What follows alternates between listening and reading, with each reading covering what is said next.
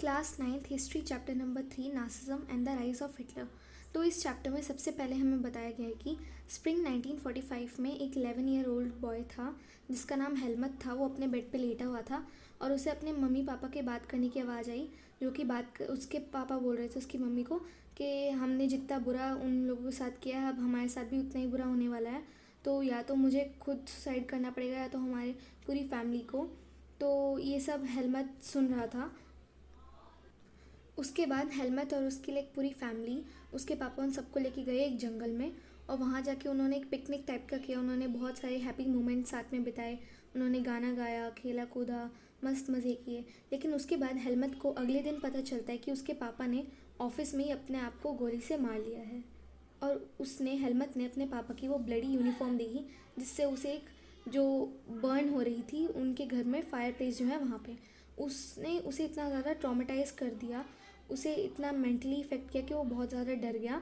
और क्योंकि उसने वो बात भी सुनी थी अपने पेरेंट्स की जो वो बात कर रहे थे, तो वो बहुत ज़्यादा डर चुका था और उसे ऐसा लग रहा था कि अब उसकी मम्मी ना उसे मार दे। तो उसने अगले 9 सालों तक अपने घर में खाना नहीं खाया था। लेकिन हेलमट को ये नहीं पता था कि जो उसके पापा थे वो एक नाजी सपोर्टर थे, एडोल्फ हिटलर के सपोर्टर।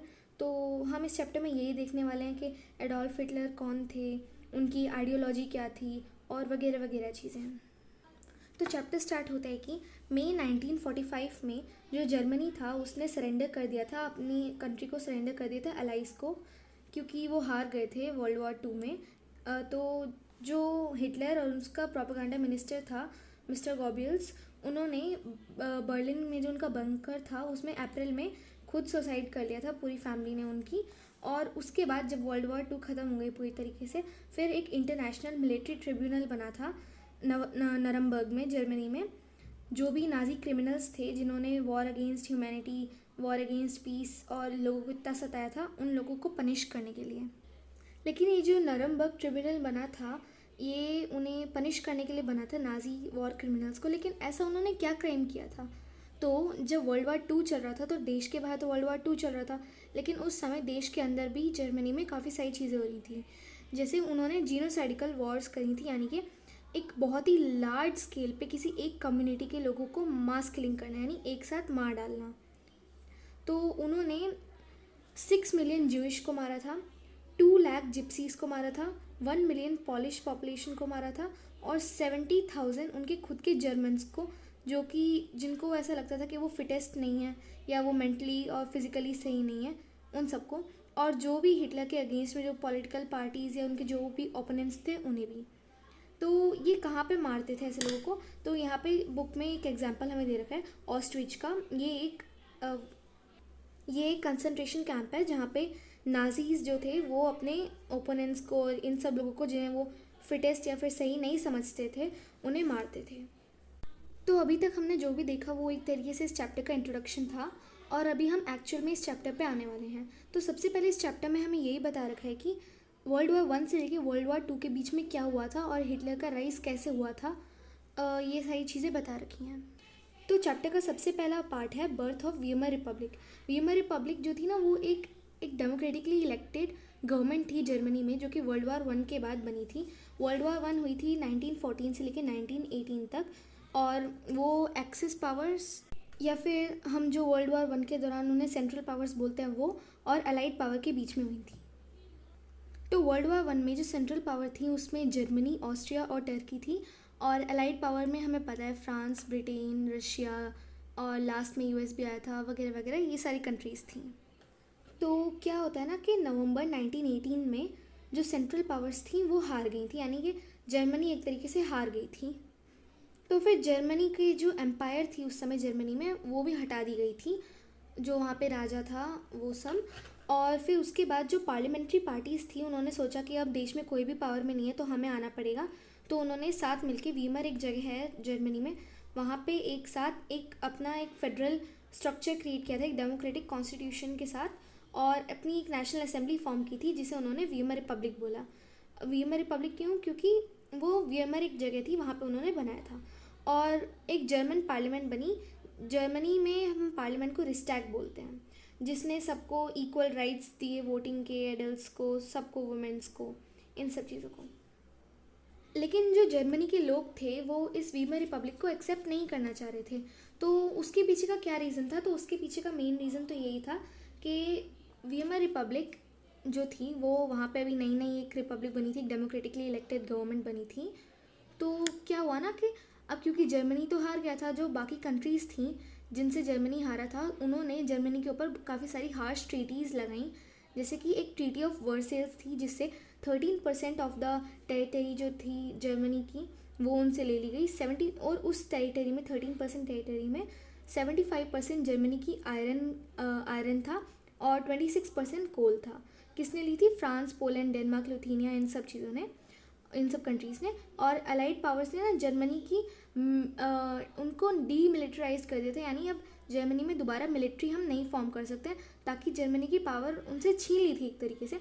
और जर्मनी के ऊपर वॉर गिल्ट क्लॉज भी लगा दिया था कि यानी वॉर में जितना भी लॉस हुआ है जिस भी कंट्री को वो तुम्हारी वजह से ही हुआ है, जितने भी डैमेजेस हुए हैं और ये सारी चीज़ें जो भी हुआ है वॉर के बाद, तो उसके लिए उन्हें कंपनसेशन पे करना था 6 बिलियन पाउंड का। और उनसे उनका एक रिसोर्स रिच राइनलैंड था, एक रीजन जो काफ़ी ज़्यादा रिसोर्स रिच था, काफ़ी सारे मिनरल्स वगैरह वहाँ पे थे और इंडस्ट्रीज़, तो वो उनसे ले लिया गया 1920s तक। ठीक है। तो ये मेन रीज़न था कि वहाँ के जर्मनी के लोग वीमर रिपब्लिक को क्यों नहीं एक्सेप्ट कर रहे थे, क्योंकि वीमर रिपब्लिक सिर्फ और सिर्फ हार्ड नहीं लाया था, वो एक कंट्री के लिए एक डिसग्रेस भी लाया था। तो फिर हमने देखा था effects of war. Effects of war यानी ये जो वर्ल्ड वॉर 1 हुई थी इसके बाद यूरोप में, पूरे यूरोप में, जिसमें अलाइड पावर्स, सेंट्रल पावर्स दोनों आती हैं, उनमें लाइक उन कंट्रीज़ पे क्या प्रभाव पड़ा था। तो वो पूरा यूरोप एक तरीके से साइकोलॉजिकली, मेंटली, फिजिकली हर तरीके से बहुत ज़्यादा इफेक्ट हुआ था। उनकी इकोनॉमी बहुत ज़्यादा गिर गई थी, है ना। तो क्योंकि वॉर के बाद बहुत ज़्यादा लॉस भी होता है ना, डिस्ट्रक्शन भी होता है वगैरह वगैरह। तो यहाँ पे हमें फिर ये बताया गया है कि जो लोग वीमर रिपब्लिक के सपोर्टर्स थे कौन थे? सोशलिस्ट, कैथोलिक्स और डेमोक्रेट्स। उन्हें जो लोग थे वो एक तरीके से अपना टारगेट बनाते थे। कौन लोग? जो कि कंजर्वेटिव्स थे, यानी जो अभी भी चाहते थे कि एम्पायर वापस आ जाए, राजा रूल करे। तो वो उन्हें अपना इजी टारगेट बनाए थे कि कभी भी दिख गए तो पकड़ के पीट दिया। और उन्हें जो भी सपोर्टर्स थे वीमर रिपब्लिक के जो लोग थे उन्हें नवंबर क्रिमिनल्स के नाम से जाना जाने लगा, क्योंकि जो वीमर रिपब्लिक थी वो नवंबर में बनी थी। ठीक है। उसके बाद हमने पढ़ा कि जो फर्स्ट वर्ल्ड वॉर थी उसने यूरोप पे बहुत ज़्यादा इफेक्ट डाला और ये सारी चीज़ें। और इससे क्या हुआ ना, यूरोप में जो सेंट्रल पावर्स थी और जो अलाइड पावर्स थी, दोनों ही कंट्री के माइंडसेट में एक चीज़ कॉमन हो गई थी, जो कि थी कि जो मेंस होते हैं उन्हें एग्रेसिव होना चाहिए, उन्हें स्ट्रॉन्ग और मस्कुलिन होना चाहिए। क्योंकि जो कंट्रीज़ हार गई थी उनके मन में ऐसा था कि हमें बदला लेना है, तो हमारे कंट्रीज़ में मेंस जो है वो स्ट्रॉन्ग होने चाहिए। और जो कंट्रीज़ जीत गई थी उनका ये सोचने का तरीका था कि हम जीते हैं तो सिर्फ और सिर्फ इन सोल्जर्स की वजह से जीते हैं और हमें इन्हें और स्ट्रॉन्ग करना चाहिए। तो हर जगह जो ट्रेंच लाइफ थी उसे ग्लोरीफाई किया जा रहा था, है ना, कि सोल्जर बनो, मस्कुलिन बनो, एग्रेसिव बनो। लेकिन असल में जो सोल्जर्स की लाइफ थी वो काफ़ी ज़्यादा अच्छी नहीं थी। वो जो उन्हें काफ़ी ट्रेंचेस में रहना पड़ता था, जहाँ पे उनकी लाइफ बहुत ज़्यादा हार्श होती थी। और वो चूहों के साथ वहाँ पे रहते थे, जो कि जो लोग मर जाते थे वॉर के दौरान, जो चूहे उन्हें खाते रहते थे उनकी बॉडी को, उन्हें पॉइजनस गैसेस का सामना करना पड़ता था। एनिमीज़ कभी भी बम गिरा देते थे, है ना, कभी भी वॉर दोबारा से छिड़ जाती थी, लड़ाई हो जाती थी, राइट। लेकिन फिर भी ये अग्रेसिव प्रोपेगेंडा जो था ये पूरे नेशन में ऐसे ही फैल रहा था।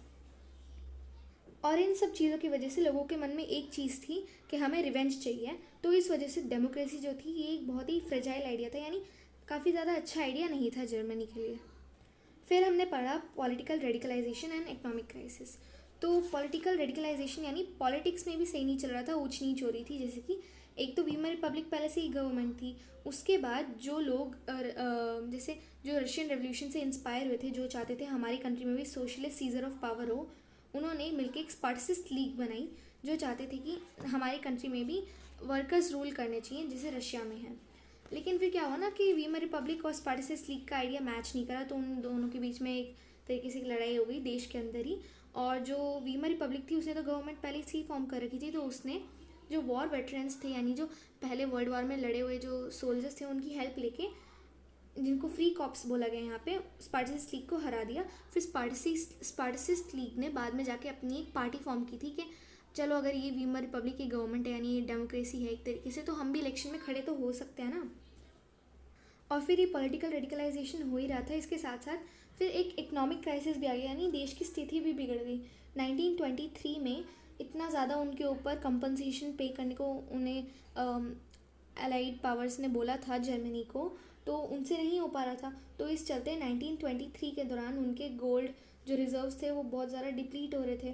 तो क्या हुआ ना कि उनसे उनका एक रीजन था, रूर रीजन, जहाँ पे काफ़ी ज़्यादा कोल था और वगैरह वगैरह काफ़ी ज़्यादा अच्छी चीज़ें थी, उनका एक बहुत ही इंडस्ट्रियलाइज एरिया था। फ्रेंच ने वो ऑक्यूपाई कर लिया था उनसे, ये हमें यहाँ पे बताया गया। तो क्या हुआ ना, फिर जर्मनी ने, अब जर्मनी कुछ कर तो सकता नहीं क्योंकि वो हारा हुआ देश है, तो उसने बहुत ज़्यादा पेपर करेंसी छापना शुरू कर दिया। तो इस वजह से अब क्योंकि बहुत ज़्यादा उसकी वैल्यू नहीं रही, अब क्योंकि इतने ज़्यादा जर्मन मार्क्स उन्होंने प्रिंट कर दिए कि अब उसकी कोई वैल्यू ही नहीं रही।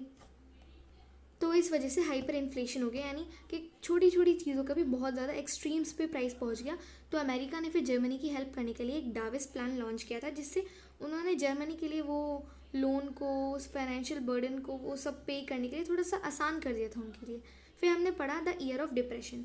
ईयर ऑफ डिप्रेशन यानी कि पहले तो इन्होंने हमें ये बताया कि 1924 से 1928 तक जो अमेरिका ने डाविस प्लान लॉन्च किया था, उस वजह से जर्मनी की स्थिति थोड़ी ठीक हो गई थी, इंडस्ट्रीज़ भी बन रही थी, लेकिन वो लोन्स पे बन रही थी और वो पूरी तरीके से परमानेंट नहीं थी, वो एकदम टेम्परेरी थी। तो फिर क्या हुआ ना, यूएसए में 1929 में उनका वॉल स्ट्रीट एक्सचेंज जो था वो क्रैश हो गया और लोग बहुत ज़्यादा डर गए, और 24 अक्टूबर एक दिन में ही उनके 13 मिलियन शेयर्स बिक गए। तो इसे ग्रेट इकोनॉमिक डिप्रेशन कहा गया, क्योंकि इसका प्रभाव सिर्फ और सिर्फ यूएसए पे नहीं पड़ा, इसका जो इफ़ेक्ट था ये इसने पूरे ऑलमोस्ट पूरे वर्ल्ड को ही इफेक्ट किया, हर एक कंट्री को जो भी उसके साथ जुड़ी हुई थी। किसके साथ? यूएसए के साथ। तो इससे यूएस में क्या हुआ, उनकी जो नेशनल इनकम थी वो आधी हो गई, वहाँ की फैक्ट्रीज़ बंद हो गई, वहाँ पे एक्सपोर्ट्स जो थे वो गिर गए, फार्मर्स को बहुत ज़्यादा बुरी तरीके से हिट किया इस चीज़ ने, है ना। और ये सही चीज़ है, और ये पूरा जो भी हो रहा था ना, ये वर्ल्ड वाइड एक्सपीरियंस कर रहे थे लोग, सिर्फ यूएस में नहीं था। लेकिन जो जर्मनी था उसकी स्थिति सबसे ज़्यादा बिगड़ गई थी, क्योंकि जर्मनी बहुत ज़्यादा डिपेंड हो रखा था यूएसए पे, क्योंकि डाविस प्लान भी था ना, हमने देखा। तो वहाँ पे इंडस्ट्रियल प्रोडक्शन गिर गया 40% से, वहाँ पे अनएम्प्लॉयमेंट बहुत ज़्यादा पीक पे हो गई, 6 मिलियन लोग अनएम्प्लॉयड थे, जो कि अपने गले में प्लग कार्ड्स डाल के बैठे थे कि willing to do any work. और क्योंकि लोगों को जॉब्स नहीं मिल रही थी, तो लोग क्रिमिनल एक्टिविटीज़ करना शुरू कर दिए, लोगों के मन में बहुत ज़्यादा दुख बहने लगा कि एक बहुत ज़्यादा डिसअपॉइंट हो गए थे लोग, है ना। लोगों की जो सेविंग्स थी वो भी ख़त्म होती जा रही थी, जो करेंसी थी जर्मन मार्क उसकी वैल्यू बहुत ज़्यादा खो चुकी थी, और जो बड़े बड़े बिजनेसेस थे वो सारे भी बहुत ज़्यादा ख़राब हो चुके थे। और पूरी कंट्री में एक तरीके से सब लोगों के बीच में प्रो लिटराइजेशन की एक ऐसी स्थिति बन गई थी। अब इसका मतलब क्या होता है? तो प्रो लिटराइजेशन का मतलब होता है कि लोगों में ऐसा डर बैठ जाना कि हम वर्किंग क्लास, यानी सेम डे कमाया सेम डे खाया, फ्यूचर की कोई भी सिक्योरिटी नहीं है, उस कैटेगरी में, या फिर अनएम्प्लॉयड ही हो जाएंगे। ऐसा डर बैठने लग गया लोगों के मन में। जो लोग थे जिन्होंने अच्छी खासी सेविंग कर रखी थी, सिर्फ वो सर्वाइव कर सकते थे, लेकिन अनएम्प्लॉयमेंट ने उनकी भी बार्गेनिंग पावर उनसे छीन ली, और जो पीजेंट्स थे उनको बहुत ज़्यादा बुरी तरीके से इफ़ेक्ट किया इस इकोनॉमिक डिप्रेशन ने। और एग्रीकल्चर के भी बहुत ज़्यादा प्राइसेस घट गए थे, और जो माएँ थी वो अपने बच्चों का पेट नहीं भर पा रही थी। तो फिर यहाँ पे हमें एक और चीज़ बता रखी है कि लोग वीमर रिपब्लिक को क्यों वेलकम नहीं कर रहे थे। तो जो वीमर रिपब्लिक थी उसमें काफ़ी सारे डिफ्लेक्ट्स थे, डिफ्लेक्ट्स यानी कि कमियाँ थी, जैसे कि वो बहुत ज़्यादा अनस्टेबल थी। वहाँ पे प्रोपोर्शनल रिप्रेजेंटेशन का सिस्टम चलता था कि जिस पार्टी में से जितने परसेंटेज वोट होंगी उनके पार्लियामेंट में उतने ही लोग रिप्रेजेंट करेंगे उस पार्टी को, जिससे कोई भी एक पार्टी कभी अपने आप को पूरी तरीके से जीत सकती नहीं थी, कोई भी पार्टी नहीं जीत सकती थी।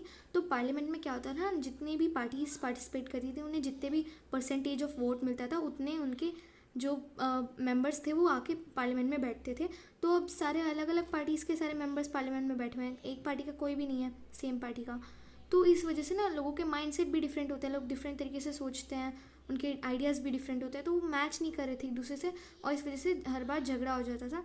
और इस वजह से जो वीमर रिपब्लिक एक बहुत छोटे समय के लिए थी जर्मनी में, ज़्यादा लंबे टाइम के लिए नहीं थी, लेकिन उस टाइम में भी 20 बार कैबिनेट्स बदले हैं, और एक जो गवर्नमेंट बनती थी, एक जो कैबिनेट बनता था वो सिर्फ और सिर्फ 239 एवरेज डेज तक ही चलता था, मतलब एक पूरे साल तक भी नहीं चल पाता था। और एक और डिफ्लेक्ट था, मेजर डिफ्लेक्ट, जो कि था आर्टिकल 48, जिसके हिसाब से जो प्रेसिडेंट था वो कभी भी एमरजेंसी लागू कर देता था, जिससे सिविक राइट जो होते हैं लोगों के, जैसे right to freedom, right to speech, right to press, वो उनसे छीन लिए जाते थे और रूल बाय डिग्री शुरू हो जाता था, यानी कि मेरा वचन ही है शासन वाली चीज़। जिस वजह से लोगों ने एकदम कॉन्फिडेंस खो दिया, है ना, एकदम डेमोक्रेटिक पार्लियामेंट का सिस्टम में उन्हें ऐसा लगा कि यार इसमें तो कुछ भी नहीं है, हमें एक स्ट्रॉन्ग डिक्टेटर चाहिए, एक स्ट्रॉन्ग मैन चाहिए जिस एकदम परफेक्ट लीडरशिप क्वालिटीज़ हों जिसमें, जो कि हमारे देश को वापस से ऊंची ऊंचाइयों पे ले जाए। फिर हमने पढ़ा हिटलर्स राइज टू पावर के। अब इन सब ये जो चीज़ें हो रही थी, इकोनॉमिक क्राइसिस, पॉलिटिकल रेडिकलाइजेशन, अब इन सब में हिटलर का राइज कैसे हुआ? तो ये जो इकोनॉमिक क्राइसिस हो रहा था, पॉलिटिकल रेडिकलाइजेशन हो रहा था, सोसाइटी में से पूरी लड़ाई हो रही थी, लोग क्रिमिनल्स बन रहे थे, इन सब चीज़ों ने एक बैकग्राउंड दिया हिटलर को अपना राइज करने को। तो हिटलर का जन्म हुआ था 1889 में ऑस्ट्रिया में।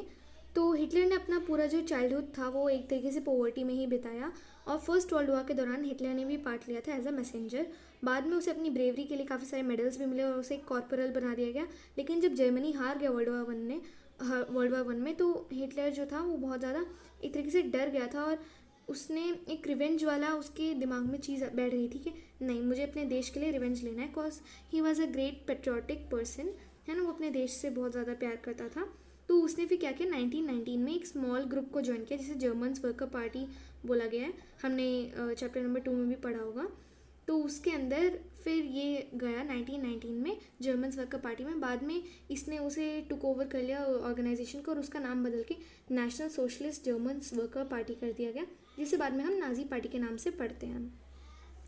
फिर 1923 में हिटलर ने प्लान किया कि वो सीजर ऑफ पावर करेगा, कहाँ पे, बवेरिया में, और फिर वहाँ की पावर को कैप्चर करके बर्लिन के टुवर्ड्स मार्च करेगा और पूरे देश को अपने अंदर अपने कब्जे में ले लेगा, है ना। लेकिन उन्हें पता चल गया, जो पुलिस थी वहाँ की और बाकी सबको, और हिटलर को अरेस्ट कर लिया गया, उसे बस देशद्रोह के लिए उसे जो जेल भी भेजा गया, लेकिन बाद में उसे रिलीज़ कर दिया गया था। फिर नाजीज़ को लोगों का इतना ज़्यादा सपोर्ट नहीं मिला था 1930s तक।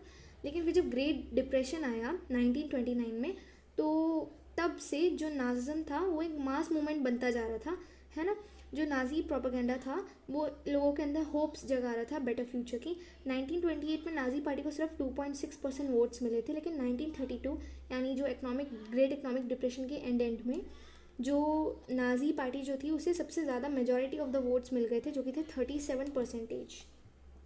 हिटलर एक ग्रेट स्पीकर था। उसके जो वर्ड्स थे वो लोगों को बहुत ज़्यादा मोटिवेट करते थे, लोगों के अंदर होप्स जगाते थे कि ठीक है यार, कोई अभी हमारे लिए बैठा है, हमारे देश को, he will make the Germany great again, है ना। वो ऐसा बोलता था कि वो वापस से एम्प्लॉयमेंट ले आएगा, वो फ्यूचर को सिक्योर कर देगा यूथ के लिए, और जितने भी फॉरेन पॉलिसीज़ हैं, जो भी कंपनसेशन और जो भी फॉरेन लोग उनके साथ कर रहे हैं, उन सब का बदला ज़रूर लेगा, है ना। वो एक नया तरीके का पॉलिटिकल सिस्टम लेके आया था, जिससे उसने ये समझा कि जब तक वो लोगों को ऐसा फील नहीं करेगा कि वो सब भी इस चीज़ का पार्ट है, वो लोग उनको सपोर्ट नहीं करेंगे। तो इसलिए नाजी पार्टी बहुत बड़ी बड़ी रैलीज़ करती थी, पब्लिक मीटिंग्स रखती थी, नाजी सपोर्ट होता था, रेड बैनर होता था, उनका जो नाजी सिंबल था, वो सारी चीज़ें।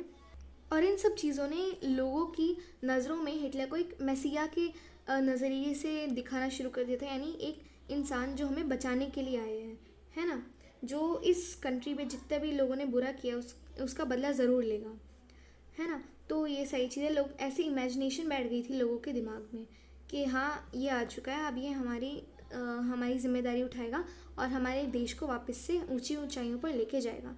उसके बाद हमने पढ़ा डिस्ट्रक्शन ऑफ डेमोक्रेसी। तो 30 जनवरी 1933 में वहाँ पे जर्मनी में जो प्रेसिडेंट हिंडनबर्ग थे, उन्होंने हिटलर को चांसलरशिप ऑफर की। चांसलरशिप यानी जैसे हमारे यहाँ पे प्राइम मिनिस्टर होता है, वैसे ही जर्मनी में चांसलरशिप होता है, वो ऑफ़र की, जिससे, और हिटलर ने वो एक्सेप्ट भी कर ली, जिससे जो हिटलर था वो चांसलर बन गया था, यानी सबसे हाईएस्ट पोजीशन जो होती है वो। फिर हिटलर ने क्या किया ना, हिटलर ने जो भी उसके ओपोनेंट्स थे उन्हें साइड करना शुरू किया, जैसे कि पहले तो कंजर्वेटिव्स को, फिर कम्युनिस्ट को भी, ऐसे। और स्ट्रक्चर ऑफ जो देखो, हिटलर आया भले ही डेमोक्रेटिकली ही था, है ना, क्योंकि नाजी पार्टी फॉर्म की थी ना उन्होंने, लेकिन उसने आते आते जो वो डेमोक्रेसी का रास्ता था उसे ख़त्म कर दिया था। क्या किया था उसने, तो एक मिस्टीरियस फायर हुई थी, कहाँ पे, जो जर्मन की पार्लियामेंट है रिस्टैग, वहाँ पे फरवरी 28 में ऐसे एक मिस्टीरियस फायर हैपन हुई थी। मतलब हुई थी, तो उससे फायर डिग्री ऑफ 28 फरवरी 1933 पास हो गया था, लाइक एक्ट टाइप का, लॉ टाइप का, जिससे इमरजेंसी लागू हो गई थी और सारे सिविक राइट्स जो थे वो सस्पेंड हो गए थे, जैसे कि freedom to speech, freedom to press, ये सारी चीज़ें। तो लोग अब कुछ भी नहीं कर सकते हैं, है ना। और ये सारी चीज़ें क्या थी, डिफ्लेक्ट्स थे किसके, वीमर रिपब्लिक के।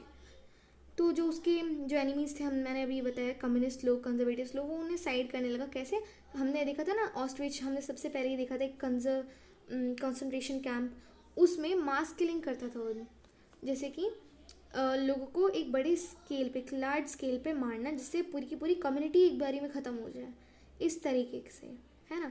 तो ये तो कुछ एक दो एग्जांपल्स हैं, लेकिन हिटलर कैसे through out the across the country 52 types कैसे और विक्टिम्स थे जिनके अगेंस्ट में था हिटलर।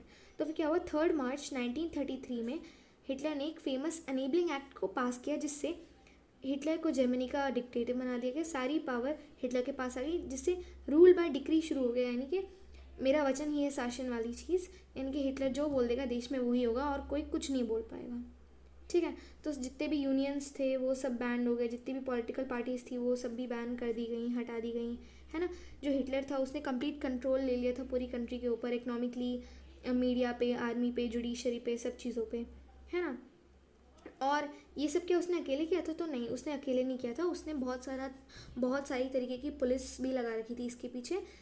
जैसे कि एक गेस्टापो थी, उनकी सीक्रेट स्टेट पुलिस, जहाँ जो उन्हें मारती थी, जो क्रिमिनल पुलिस थी एक तरीके से। और उसके बाद काफ़ी सारी और थी, जैसे कि SA storm troopers, SS protection squad और SD सर्विस सिक्योरिटी, मतलब सिक्योरिटी सर्विसेज, दोनों ही सेम चीज़ होती हैं, है ना। तो ये सारी चीज़ें थी, जिससे नाजी को एक बहुत ही ज़्यादा क्रिमिनल स्टेट घोषित कर दिया गया था, मतलब एक बहुत ही ज़्यादा खतरनाक पार्टी बना दी गई थी, है ना। फिर हमने देखा रिकन्स्ट्रक्शन, जैसे हिटलर अब एक ऐसे देश को अपने हाथों में उसकी पावर ले रहा था, जिसको जिसके पास कुछ भी नहीं बचा था, वो हार चुका था, एक हारा हुआ देश था, तो उसे रिकन्स्ट्रक्ट भी तो करना था वापस ऊंचाइयों पे लेके जाने के लिए। तो क्या हुआ, हिटलर ने एक इकोनॉमिक रिकवरी के लिए एक हेल्मर सैच नाम के एक आदमी को लगाया, जो कि इकोनॉमिक्स था, कि जर्मनी की इकोनॉमिक स्थिति को सही करने के लिए, जिसने क्या किया, जिसने state funded work creation programme को इम्प्लीमेंट करा, कि हम गवर्नमेंट पूरे पैसे देंगे, आपको बस आना है, काम करना है और आपको अपनी वेजेस मिलने वाली हैं, है ना। और इससे क्या हुआ, इसमें जर्मनी में इससे काफ़ी ज़्यादा प्रोडक्शन हुआ था, जैसे कि जर्मनी के जो सुपर हाईवेज हैं वो भी बिल्ड हुए थे, और जो लोगों की कार है वॉल्क्सवैगन, वो भी बनी थी, ठीक है। और इससे एक पिक्चर बेस्ड सवाल भी आ सकता है कि वॉल्क्सवैगन से, तो NCERT में दे रखी है एक पिक्चर, उसे देख लेना। और उसके बाद जो हिटलर था उसने फॉरेन पॉलिसीज़ को भी हटाना शुरू कर दिया। पहले 1933 में उसने अपने आप को लीग ऑफ नेशन से निकाल लिया गया, जो कि वर्ल्ड वार 1 के बाद बना था। फिर राइनलैंड, जो कि फ्रांस, लिथुआनिया, इन सब लोगों ने ले लिया था जर्मनी से, वो वापस लिया 1936 में। और फिर ऑस्ट्रिया और जर्मनी को साथ में जोड़ दिया स्लोगन से, 1 पीपल 1 एम्पायर 1 लीडर 1938 में। फिर सुडेनलैंड ऑफ चेकोस्लोवाकिया भी ले लिया था उसने। और इन सब चीज़ों में ना इंग्लैंड और फ्रांस का एक तरीके से अनस्पोकन सपोर्ट था, कि उन्हें ऐसा लग रहा था कि कोई बात नहीं यार, जर्मनी के ऊपर बहुत ज़्यादा हार्श ट्रीटी हमने लगाई थी, तो चलो कोई नहीं, उसे करने दो, है ना, ऐसा उन्होंने सोचा था। तो हिटलर यहाँ पे रुका नहीं, हिटलर ने क्या किया, हिटलर ने सोचा कि अब हम, चलो ये सारी चीज़ें तो हो ही रही हैं, इसके साथ साथ बम गोले बारूद बनाने भी शुरू करते हैं, उस चीज़ों पे भी इन्वेस्टमेंट करते हैं। लेकिन हेल्मर सैच जो थे उन्होंने बोला कि नहीं, अभी रुक जाओ, अभी पूरा देश जो है वो एक तरीके से लोन्स पे ही चल रहा है, जर्मनी का भी खुद का कुछ भी नहीं है। लेकिन अब नाजी जर्मनी में स्मार्ट लोगों की, जो लोग कॉशियस थे, उनकी तो कोई जगह ही नहीं है, तो सैच को, जो हेल्मर सैच थे, उन्हें कंट्री को छोड़ना पड़ा। अब हिटलर ने क्या किया, हिटलर ने अपनी टेरिटरी को एक्सपेंड करना शुरू किया ताकि उन्हें रिसोर्सेज मिलें। सितंबर 1933 में जो जर्मनी था उसने पोलैंड पे हमला किया, एक वॉर, उससे ना एक वॉर स्टार्ट हो गई थी फ्रांस और इंग्लैंड के साथ में भी जर्मनी की। क्यों? क्योंकि फ्रांस, इंग्लैंड और पोलैंड ने एक ट्रीटी में थे वो, कि अगर पोलैंड को कोई भी कुछ हार्म करता है तो फ्रांस और इंग्लैंड पोलैंड को बचाने आएंगे। तो सितंबर 1940 में, ऐसा नहीं हिटलर किसी के साथ नहीं जुड़ा था, हिटलर भी जुड़ा था, किसके साथ, इटली के साथ और जापान के साथ। तो इसे ट्राईपार्टाइट पैक्ट बोलते हैं, जो हिटलर ने साइन किया था 1940 में जर्मनी, इटली और जापान के बीच में जो हुआ था। और फिर यहाँ पे हमें ये बताया गया है कि इससे जो हिटलर था उसे एक इंटरनेशनल पावर भी मिल गई थी, और एंड ऑफ 1940 पे Hitler was on like in his prime era, मतलब हिटलर के पास बहुत ज़्यादा पावर हो गई थी 1940 के एंड में। तो फिर क्या हुआ, Hitler now move to like eastern part of the Europe, क्योंकि हिटलर का एक ऐसा सपना था कि उसे यूएसएसआर को भी अपने कब्जे में करना है। तो हिटलर अब ईस्टर्न साइड पे, रशिया के साइड में मूव करना स्टार्ट कर दिया था हिटलर ने, क्योंकि उसे लगा था अगर मैं वहाँ की जगह भी जीत लूँगा, उनके ऊपर भी जीत हासिल कर लूँगा, तो फिर पूरे देश पे, सिर्फ पूरे देश पे नहीं पूरी दुनिया पे मेरा राज हो जाएगा, है ना। तो फिर क्या हुआ, उसने अपनी टेरिटरी को एक्सपेंड करना शुरू किया ईस्टर्न यूरोप में भी। क्यों? क्योंकि उसे फूड सप्लाईज चाहिए थी, लिविंग स्पेस चाहिए थी जर्मन्स के लिए। तो उसने सोवियत यूनियन जो था, हमने रशियन रेवोल्यूशन में पढ़ा होगा आपने, उस पर अटैक करना शुरू किया, है ना, जून 1941 में। लेकिन ये सबसे बड़ा ब्लंडर था हिस्ट्री का, क्योंकि आज तक रशिया पे कोई जीत हासिल नहीं कर पाई, क्योंकि Russia is a like very large country, है ना। तो पहले रशियंस जो हैं वो जो भी अपने एनिमीज़ हैं उन्हें अंदर बुलाते हैं अपनी कंट्री में, और जब वो बीच में आ जाते हैं तो उन्हें पूरी तरीके से घेर लेते हैं और फिर वहाँ पे मार डालते हैं।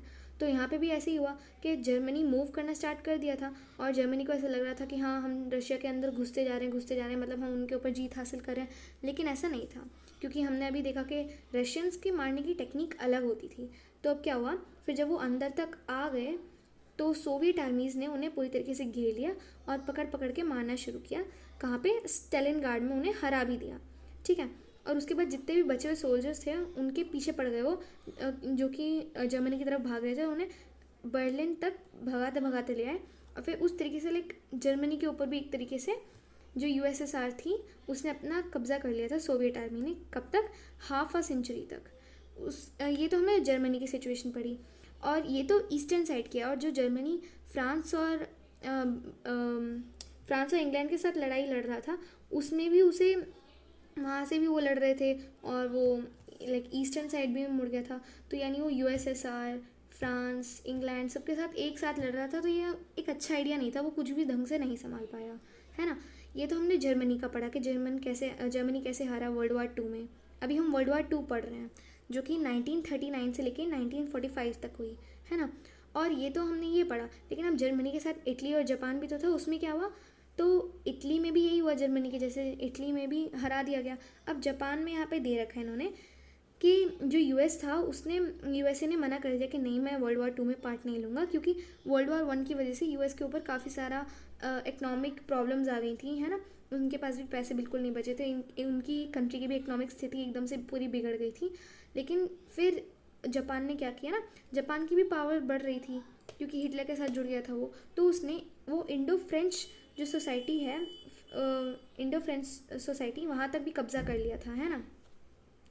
इंडो चाइना फ्रेंच सोसाइटी जो है वहाँ तक भी कब्जा कर लिया था। उसके बाद जो जापान था उसने प्लान किया कि हम अटैक करेंगे यूएस के नेवल बेस को पैसिफिक ओशन में, है ना। तो जापान ने क्या किया कि जापान ने बम फेंके कहाँ पे? यूएस के नेवल बेस पे, जो कि पर्ल हार्बर में है ना। तो उससे क्या हुआ, यूएस ने बोला कि आजा भिड़ ले। तो मतलब यूएस का भी दिमाग थोड़ा सा घूम गया, यूएस को लगा कि ऐसे कैसे बम फोड़ देगा हमारे देश पे। तो फिर यूएस ने क्या किया, यूएस ने भी सेकेंड वर्ल्ड वार के अंदर आ गए, यूएस भी, है ना। और वॉर पूरी तरीके से ख़त्म हुई थी मई 1945 में। शुरू हुई थी सितंबर 1939 में और ख़त्म हुई थी मई 1945 में, है ना। तो क्या किया फिर, हिटलर तो पहले ही हार गया था। यूएस ने फिर जो एटम बम है वो भी हिरोशिमा पे गिरा दिया जापान में, जिससे वो एक तरीके से हिरोशिमा पूरे तरीके से गायब ही हो गया मैप पे से, है ना। तो this was the end of जो हमारी वर्ल्ड वार 2 है, ऐसे ख़त्म हुई। तो वर्ल्ड वार 2 स्टार्ट हिटलर ने की थी, किस पे हमला करके? पोलैंड पे हमला करके। और वर्ल्ड वार 2 ख़त्म किसने की? यूएस ने जापान पे हमला करके, ठीक है। So this was the world war 2। और इसके बाद अपन पढ़ेंगे अब कि नाजी वर्ल्ड व्यू, मतलब पूरी जो कहानी वाला पार्ट था वो भी अपन ने देख लिया है। अब हम पढ़ने वाले हैं कि वो जो नाजी आइडियोलॉजी थी, नाजी ऐसे जो कर रहा था, लोगों को मार रहा था, हमने शुरू में देखा था, वो क्यों था और क्या क्या सोच विचार थे हिटलर के, किस तरीके से सोचता था, क्या क्या उसकी आइडियोलॉजीज़ थी, है ना, towards childrens, towards womens, motherhood, और जो उनका आर्ट ऑफ प्रोपेगेंडा था, वो सारी चीज़ें। और उसके बाद लास्ट में अपन पढ़ने वाले हैं जो है होलोकॉस्ट। तो वो सब अपन अब पढ़ेंगे इस चैप्टर के पार्ट 2 में। तो मैंने इसमें एनसीईआरटी की हर एक लाइन कवर कराई है सब पेजेस में से, तो कुछ भी नहीं बचा है। सारी इंपॉर्टेंट डेट्स जो थी और जितनी भी चीज़ें थी। और इस पार्ट में से जो इम्पोर्टेंट क्वेश्चंस हैं, जो कि सेल्फ मेड इम्पॉर्टेंट क्वेश्चंस हैं जो मैंने खुद बनाए हैं, उसकी भी एक वीडियो आ जाएगी। और इस चैप्टर का जो पार्ट 2 बचा है, जो कि है नाजी वर्ल्ड व्यू, वो हम पढ़ने वाले हैं इस वीडियो के पार्ट 2 में। So thanks for watching, bye bye and please support. और अगर आपको ये वीडियो से एक अच्छी अंडरस्टैंडिंग मिली है तो please do comment. Okay, bye.